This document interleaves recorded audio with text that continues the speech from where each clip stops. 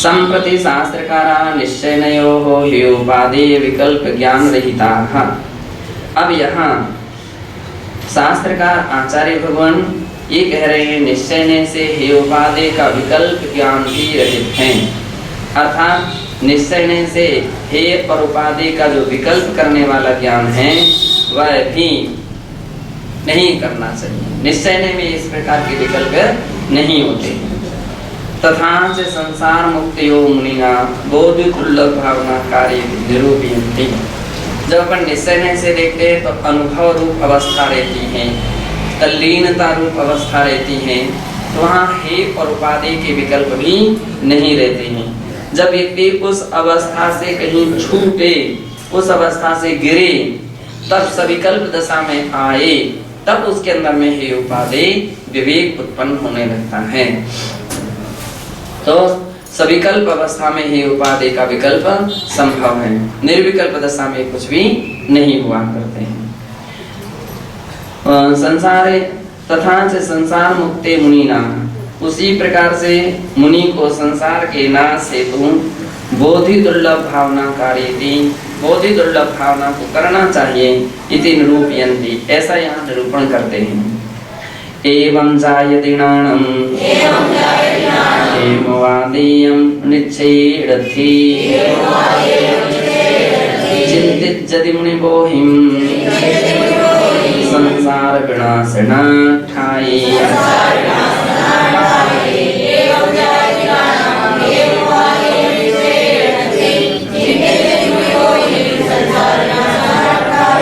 एयं जायदिनानं हेमवादेयं निच्छेदति, इस प्रकार से हे उपादेयम, हे और उपादेय का ज्ञान निश्चय नथि, निश्चय से आत्मा में नहीं होता है, ऐसा चिंतित जदि मुनि बोहिम संसार विनाशनठम, इस प्रकार से संसार के विनाश करने के लिए, संसार परिभ्रमण को नष्ट करने के लिए मुनि जनों को चाहिए कि बोहिम चिंतित जदि, अर्थात निरंतर बोधि का चिंतन करें।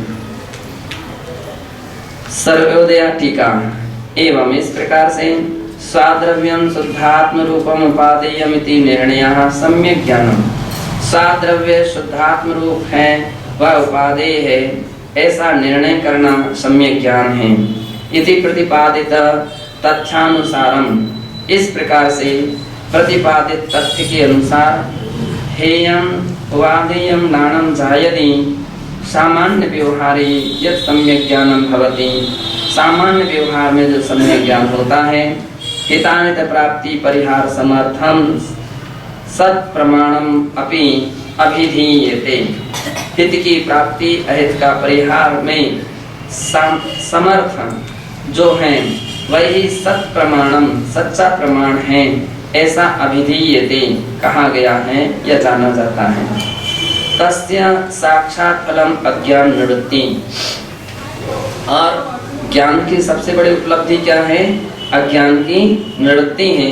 परंपरा फलम तो हेयोपादेय विवेकः, और परंपरा से ज्ञान की उपलब्धि क्या है? हे और उपादेय का ज्ञान होना, ये परंपरा से ज्ञान का फल है। उत्तम से परीक्षा मुखे, परीक्षा मुख सूत्र में चौथे अध्याय के पहले ही सूत्र में कहा अज्ञान निवृत्ति हानुपादानुपेक्षाश्च फलम, अज्ञान की निवृत्ति और हानुपादान तथा उपेक्षा, ये त्याग ग्रहण और उपेक्षा भाव ये उसका फल है। एवं सर्वं व्यवहारिकं ज्ञानम हेयोपादेय विवेकम जनयति, इस प्रकार से सभी व्यवहारिकम ज्ञानम, जो व्यवहारिक ज्ञान है वह हेय उपादेय रूप विवेक को उत्पन्न करता है।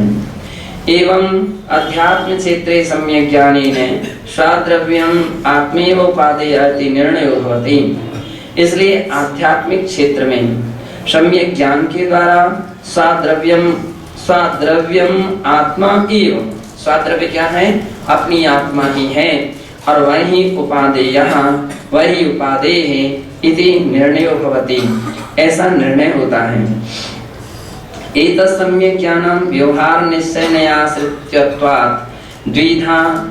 और इस प्रकार के ये सम्यक ज्ञान है व्यवहार और निश्चय की अपेक्षा से दो प्रकार से होते हैं। व्यवहार ज्ञानम निश्चय ज्ञानम च, व्यवहार ज्ञान और निश्चय ज्ञान सर्वतो भावेन स्वकीय शुद्धात्म द्रव्यम ये उपादेयम शेषम अन्यधेयम इति विकल्पात्मकम ज्ञानम व्यवहार ज्ञानम एवं। सर्वतो भावेन अर्थात सभी प्रकार से स्वकीय शुद्धात्म द्रव्यम एव उपादेयम, अपना शुद्धात्म द्रव्य ही उपादेय है ऐसा। शेषम अन्यद हेयम, और शेष जो अन्य है वो हे हैं। इस प्रकार के विकल्पात्मक ज्ञान जो है वह व्यवहार ज्ञान है, वह व्यवहार ज्ञान ही है। व्यवहार ज्ञानस्य अस्यापि अज्ञानापेक्षया महनीयता निर्वादैव।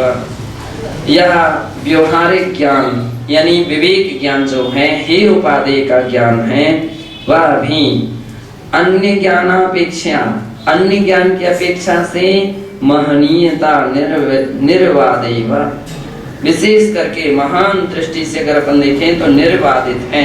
इसमें किसी प्रकार का किसी का विवाद नहीं है, महनीयता निर्वाद है। और उत्तम से समाधि शतक के श्लोक नंबर 94 में कहा है विदिता शेष शास्त्रोपि न जाग्रदपि मुच्यते देहात्म दृष्टि ज्ञातात्मा सुप्तोन्मत्तोऽपि मुच्यते।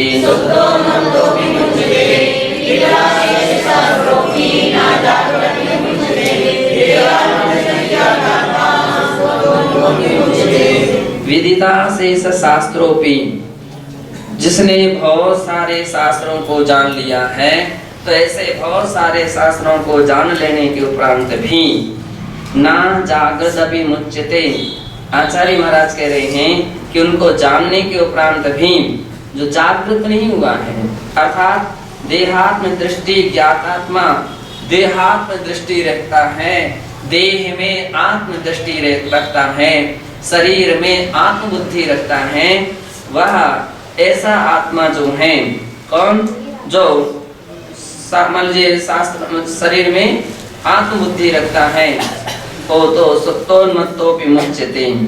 कह रहे हैं कि देह से भिन्न आत्मा बहिरात्मा की मुक्ति नहीं होती है, भले ही वह शास्त्रों का कितना भी ज्ञान क्यों ना रख ले। क्यों? क्योंकि बाहर शरीर में आत्म बुद्धि रखता है और इससे भिन्न जो है अर्थात देहात्म दृष्टि ज्ञातात्मा, देह और आत्म दृष्टि का ज्ञान जिसको हो गया है, जिस आत्मा को देह और आत्मा का ज्ञान हो गया यानी भेद विज्ञान हो गया है, ऐसे व्यक्ति जो हैं सुप्तोन्मत्तोऽपि मुच्यते, सोते सोते भी, क्या बतला रहे हैं, है ना, वैसे आता सोते हुए और उन्मत्त हुए भी मुक्त हो जाते हैं। अब एक विशेष बात कही है समझाने का आचार्य महाराज का तात्पर्य है, यद्यपि सिद्धांत नहीं लगा लेना इसमें, क्योंकि सोते हुए व्यक्ति कभी शुक्ल ध्यान में आरोहण नहीं हो सकते हैं, वे कभी श्रेणी का आरोहण नहीं कर सकते हैं, तो मैं तो कोई सोते हुए तो किसी का मोक्ष नहीं होता है। लेकिन कहने का तात्पर्य है कि जिसने भेद विज्ञान को प्राप्त कर लिया उसके लिए तो मुक्ति आसान है ना, यानी बिना ज्ञान के भी, बिना अध्ययन शास्त्रों के भी। लेकिन जिसके लिए भेद विज्ञान नहीं हुआ वो कितना भी शास्त्रों का अध्ययन कर ले उसके लिए कभी मोक्ष नहीं हो सकता। उन्मत्त पुरुष का अर्थ होता है पागल अथवा उन्माद में बैठा हुआ पुरुष, है ना, तो भले उन्मत्त क्यों ना हो, अद्यपि उन्मादी व्यक्ति जो होता है वो ध्यान नहीं कर सकता है, लेकिन उदाहरण दिया है एक अचेत भी क्यों ना हो तो भी उसको वेद विज्ञान के बल से मोक्ष हो जाता है, ऐसा आचार्य भगवान पूज्य पाद स्वामी ने समाधि शतक में कहा है। कार्तिकेय अनुप्रेक्षा ग्रंथे च भणितम् आस्ते, कार्तिकेय अनुप्रेक्षा ग्रंथ में भी इस विषय में कहा है, गाथा नंबर 466 में कहा है, जोड़ विजान दि अपम नान सर्वम शरीर दो भिन्नम सोण सर्वमपि जानति सुत्तम आगं पाणं कुडन्तो वि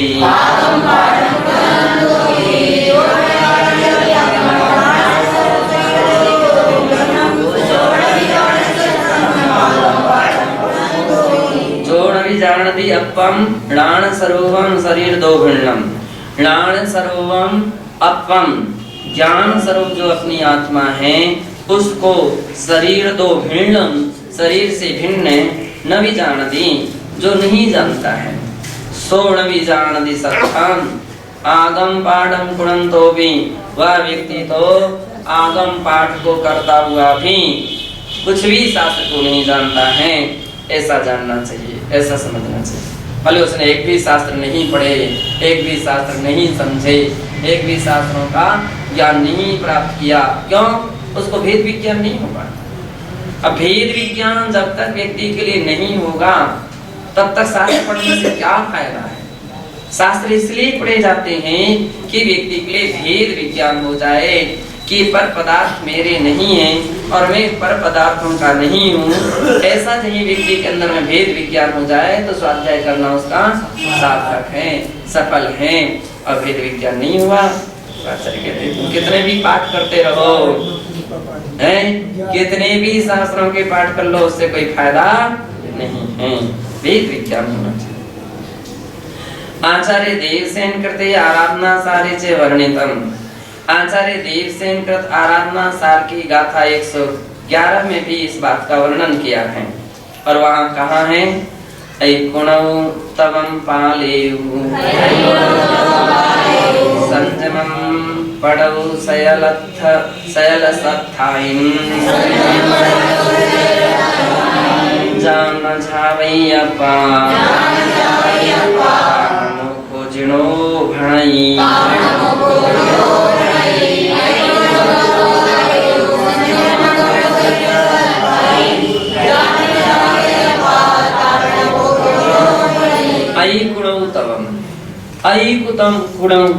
अति तप करे तो भी और पालेयु संयमम और संयम का भी कोई पालन करे।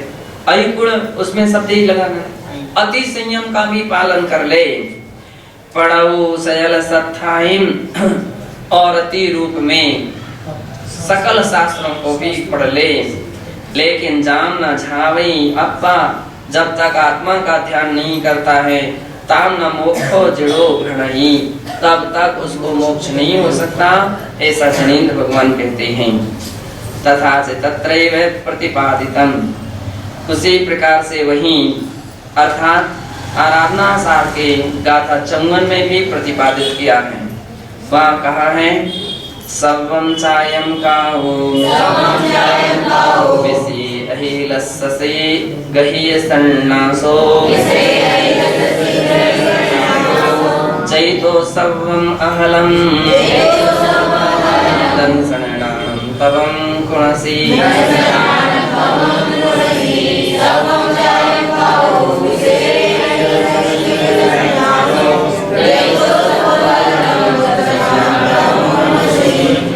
सर्वं सायं काहू। यहाँ कहते हैं भले सब कुछ त्याग कर दो विषय अहिलसम गहीय सन्नासो भले सम्यक दर्शन सम्यक ज्ञान से युक्त होकर के तप का आचरण भी करते हो संन्यास लेकर समस्त त्याग भी कर दिया हो जय तो सर्वम अहलम किंतु वह फिर भी यदि विषयों में अभिलाषा है विषय अहलम या अहिलससी अभिलाषा है अभिलाषा रखता है तो दंसनानं तवं कुणसी तो आचार्य कहते हैं ओ दंसन ज्ञान में जो भी प्राप्त करना है वो तो व्यर्थ है उससे कोई फायदा नहीं निष्फल है कि बहुत कुछ तप कर रहा है संयम का पालन कर रहा संन्यास लेकर के सब कुछ चारों प्रकार के हार भी त्याग कर दिया है और फिर भी विषय विलास यदि किसी के अंदर में है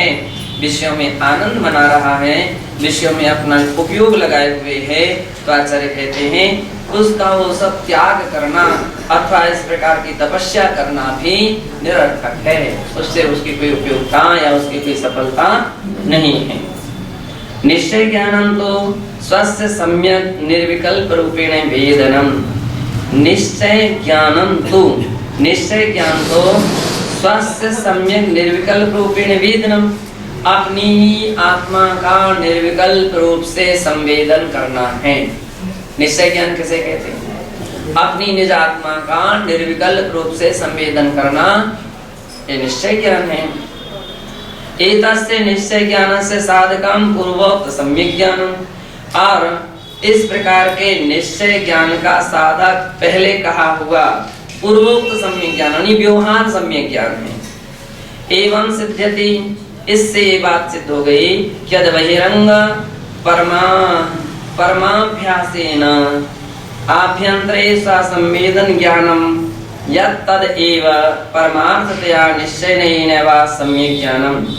अर्थात जो बहिरंग परमाभ्यासेन, परम आगमाभ्यासेन, अपन और खुलासा करते हैं, परम आगम के अभ्यास से आभ्यंतरे अंतर में जो संवेदन ज्ञान होता है, यत् तदेव परमार्थतया निश्चयेन वा, वह ही परमार्थ से अर्थात निश्चय से सम्यक ज्ञान है। उसको ही सम्यक ज्ञान कहते हैं कि शास्त्रों के माध्यम से, प्रवचनों के माध्यम से या अन्य प्रकार के अध्ययन के माध्यम से जो व्यक्ति के लिए परमार्थ रूप में क्या होता है, अपनी आत्मा की अभिमुखता बनती है, वो संवेदन ज्ञान है और वही सम्यक ज्ञान, निश्चय सम्यक ज्ञान। व्यवहार सम्यक ज्ञान से सार्थकता तदैव यदा उपादेय रूपेण ज्ञातस्य आत्मो ध्याने प्रवृत्ति स्यात्। व्यवहार सम्यक ज्ञान की सार्थकता तो तदैव तभी होती है यदा जब उपादेय रूपेण ज्ञातस्य, उपादेय रूप से ज्ञातस्य आत्मो ध्याने प्रवृत्ति, ज्ञात आत्मा के ध्यान में प्रवृत्ति होती है। अर्थात आध्यात्म रति सम्यक ज्ञान से फलम, सम्यक ज्ञान का फल क्या है? अध्यात्म में रति होना, आत्म साधना के प्रति, आत्म ध्यान के प्रति जो रति होना है, ये सम्यक ज्ञान का फल है। इसलिए अपन लोग अध्ययन करते हैं, पढ़ते हैं कि उसके माध्यम से अंत में अपना क्या लक्ष्य हो जाए, व्यवहारिक साधना के साथ साथ अपना प्रयोजन है कि व्यवहारिक साधना क्यों करते हैं, इतना सारा निर्दोष चर्या बनाना, इतनी सारी आचरण करना, ऐसा तपस्या करना, इस सब के पीछे सिद्धांत क्या है? आध्यात्मिक फल प्राप्त होना चाहिए। व्यक्ति आत्म ध्यान में लीन होना चाहिए, आत्म ध्यान में डूबना चाहिए, उसके अंदर एक ऐसी अवस्था आ जाना चाहिए कि आत्मा का रस उसको आने लग जाए, स्वस्वरूप का संवेदन होने लग जाए, तो ये उसका मुख्य प्रयोजन है ना। और ये प्रयोजन जिस साधक के अंदर में रहता है तो उसकी सारी साधना करना सार्थक है, उसका सारा शास्त्रों का पढ़ना सार्थक है। लेकिन जिसकी दृष्टि में एक कुछ भी आता नहीं, कभी प्रयास नहीं करता, अभ्यास नहीं करता है, तो यहाँ ऐसे पढ़ने से आप कितना भी पढ़ते चले जाइए, उससे खास उपलब्धियां नहीं हो पाती। उत्तम से आचार्य अमित गति रचते योग सारे, आचार्य अमित गति द्वारा रचित योग सार के 7वें अध्याय के 43वें श्लोक में कहा है, आत्मध्यान रतिर्गेयम् विद्वत्ताया परम फलम् अशेष शास्त्र शास्त्रत्वम् संसारो भासि धीधने।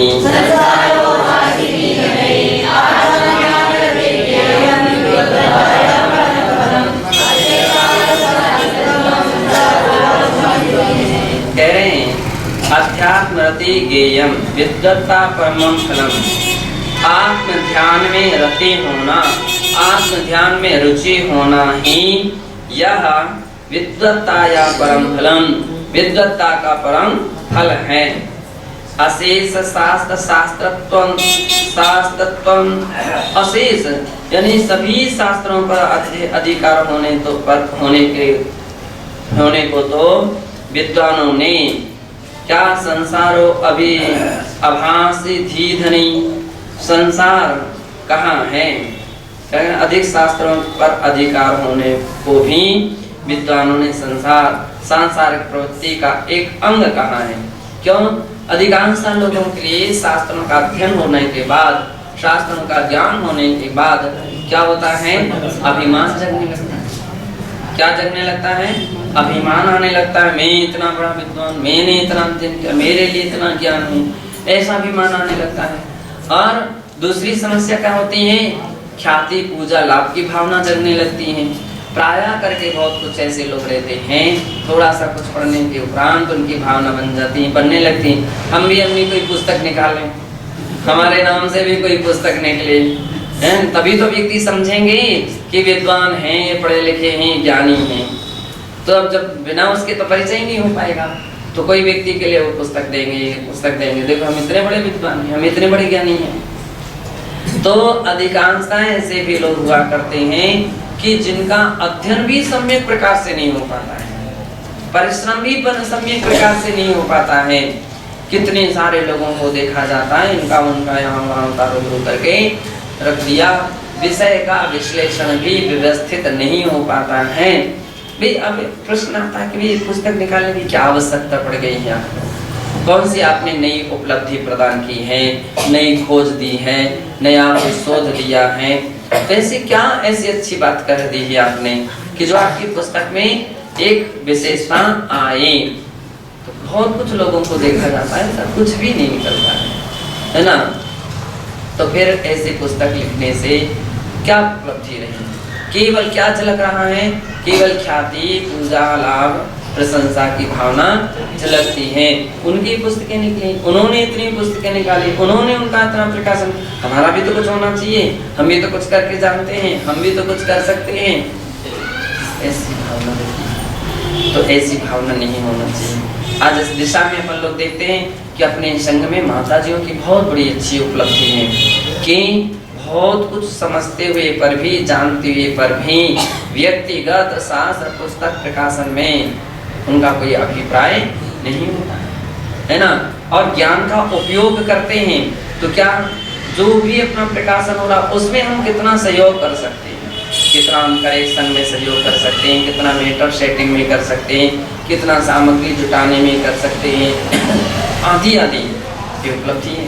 भले ऐसा लगता है कि हाँ बिना ख्याति पूजा लाभ के यदि शास्त्र सेवा की जा रही है तो इस रूप में शास्त्र सेवा की जा रही है कि जिसमें कोई ख्याति लाभ पूजा की भावना नहीं। और तो क्या ऐसे भी लोगों की उदारताएं देखी हैं कि संपादन किसी ने किया और उदारता दे दिया कि नहीं ये हमारे सहयोगी हैं। ठीक है, कितना प्रतिशत सहयोग किया, कम किया है, अधिक किया है, करते तो सभी हैं, ऐसा भी नहीं कि वैसे फिर बिना उसका नाम दे दिया जाता है, करते हैं। तो लेकिन फिर भी उदारता ऐसी भावना आना एक बहुत बड़ी उपलब्धि है। आज के युग में, आज के समय में व्यक्ति बड़ा चाहता है कि मेरे हमारा नाम कम ना हो जाए, कहीं दूसरे का नाम ना हो जाए, इसके लिए बड़ी उसको परेशानी होती है। दूसरे को सहयोग करने में बड़ी परेशानी होती है, दूसरे के लिए काम करने में भी उसको बड़ी तकलीफ होती है। हम नहीं ऐसा कर सकते, हम उनका क्यों करें, हमको करनी होगा तो अपना कर लेंगे, अपने ही कर लेंगे। अरे इसका मतलब क्या बोल रहा है? केवल स्वार्थ बोल रहा है, ख्याति लाभ पूजा की भावना बोल रही है, शास्त्र सेवा भक्ति की कोई भावना नहीं बोल रही। शास्त्र सेवा भक्ति की भावना बोले तो ऐसी स्थितियां बनती, सहयोग के भावना बनते हैं। कोई कहीं अध्ययन करता है, उसको पढ़ाने के भाव बनते हैं, उसको प्रेरित करने के भाव बनते हैं, आप इस विषय को ऐसा पढ़िए, उसको सिखाने के, उसको समझाने के भाव बनते हैं, इस मैटर को ऐसा समझिए, इस मैटर को ऐसा सीखिए। प्रवचन में अगर किसी को कुछ नहीं आ रहा है, हम आपको देते हैं मैटर, आप इस मैटर को तैयार कर लीजिए और आराम से। ये उदार भावनाएं कब आ सकती हैं? ये उदार भावना तभी आ सकती हैं जबकि व्यक्ति का हृदय विशाल हो, ये संकीर्णता ख्याति पूजा लाभ की भावना ना हो और सच्चे रूप में उसकी श्रुत सेवा के भाव हो, सच्चे रूप में श्रुत सेवा के भाव हो, तो उसके अंदर में ऐसे भाव बनते, चलो आपके लिए हम ये सहयोग करते हैं, चलो आप ऐसा काम कर लीजिए, आपके लिए हमें मेंटर देते हैं, आप उसको तैयार कर लीजिए। और जो स्वार्थी किस्म के लोग होते हैं, अरे हमको पढ़ना है, हमको पढ़ना है, हमको ये काम करना है, हमको काम करना है, हमारी लिखाई पड़ी है, तो फिर तो कुछ भी नहीं कर सकेगा, है? कभी भी किसी की सेवा भैया वृत्ति भी नहीं कर सकेगा। जिसके अंदर में ऐसी धारणा भावना आ गई है तो कुछ नहीं कर सकेगा। तो इसलिए आचार्य महाराज कहते भैया केवल पढ़ना लिखना ही सब कुछ नहीं है, इसके उपरांत सबसे बड़ी बात ये है कि अपनी सबसे बड़ी बात आत्म साधना करना। इस सर्वोत्कृष्ट तरीका है कि हम जिसके लिए पढ़ रहे हैं, अध्ययन कर रहे हैं, किसके लिए? अपनी आत्मा के लिए कर रहे हैं, अपनी आत्मा की निर्मलता के लिए कर रहे हैं, अपनी आत्मा के कल्याण के लिए कर रहे हैं। कहीं ऐसा ना हो कि हम पर के कल्याण के उसमें इतने उलझ जाएं कि अपना कभी भान ही नहीं रहे। तो दो ही तरफ से लोग हो गए। हम एक दूसरे लोगों को बोलते तुम इतने संसार में उलझे रहते हो कि अपने आप का आत्म कल्याण के लिए 2 मिनट भी नहीं निकालते हो। तो अब ये जो भी कहेंगे तुम भी इतने उलझे रहते हो, अब इस मार्ग पर आकर के भी तुम भी 2 मिनट अपनी आत्मा के कल्याण में नहीं निकाल पा रहे हो। तो उत्तम तरीका है कि अपनी आत्म कल्याण का पथ को प्रशस्त करते रहना चाहिए। और मध्यम दूसरा तरीका क्या है कि दूसरा तरीका आचार्य महाराज कहते हैं कि ये है कि दूसरे की सेवा भक्ति, साधर्मी की साधना में सहयोगी बनना, ये दूसरा तरीका। तो स्वार्थ में चिंता है और एक साधर्मियों की चिंता है। कौन सी है? साधर्मी प्राणियों की चिंता रहती है, साधर्मी प्राणियों की उन्नति उत्थान की भावना रहती है। तो निरंतर जो इस प्रकार की भावना बनाता है वो व्यक्ति स्व और पर का कल्याण कर देता है, स्व पर कल्याण कर देता है ना। और जो व्यक्ति इन सब बातों से रहित हो जाता है तो उसका ज्ञान से कोई फायदा नहीं रहता है। आचार्य भगवान जो होते हैं वो कोई स्थान नहीं देते। देखते कई बार बहुत सारे लोग अध्ययन तो खूब करते हैं, लेकिन जिस अध्ययन में स्वार्थ की मान लीजिए छिपा हुआ है उसके लिए कोई कीमत नहीं है। कीमत उसकी है जिसमें स्व और पर का कल्याण दृष्टिगत हो रहा हो, प्रकट हो रहा हो कि हाँ ये स्व कल्याण में भी निरत हैं और पर कल्याण में भी निरत हैं। उनकी ज्ञान की बहुत बड़ी उपयोगिता है, ऐसा यहाँ जानना चाहिए।